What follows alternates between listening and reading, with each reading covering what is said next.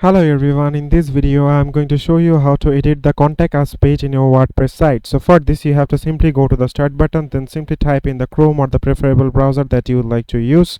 After that you have to simply type in www.wordpress.com in the top search bar, then simply click on enter.